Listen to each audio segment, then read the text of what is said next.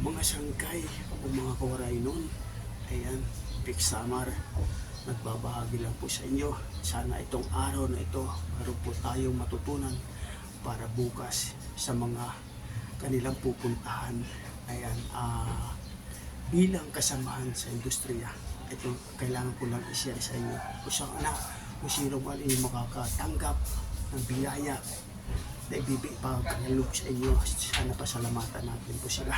Kung sino man ay tumutulong dyan, sana pasalamatan po natin sila palagi.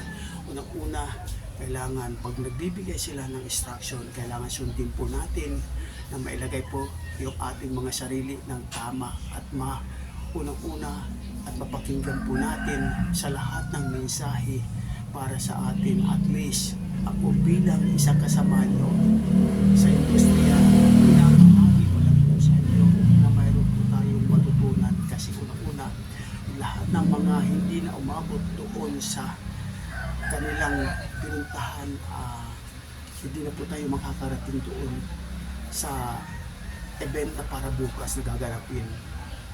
Unang-una, hindi pa nakakapag-member doon sa Moel Pan o sa Capman o kung ano man yun. Kung isa kang tunay na stuntman o nagtatrabaho sa industriya, kailangan magpamember po kayo kasi baka dumating ng panahon na tayo naman ipagkaluban na mabigyan din tayo ng biyaya kahit pa paano. Ako bilang isang kasama nyo, nagsishare lang ako na kahit pa paano nakarating po ako doon. Sana itong aking isinare sa inyo na mapanood nyo at ma-share nyo sa kapwa nyo kahit pa paano naging mainahon tayo. Sumunod tayo sa mga protocol kung ano man ang gusto natin tahakin bilang kasama nyo sa industriya. So ngayon, itong araw na ito, kung ikaw hindi ka pa nakakapalo, huwag natin kalimutan, suportahan po natin si Big Samar.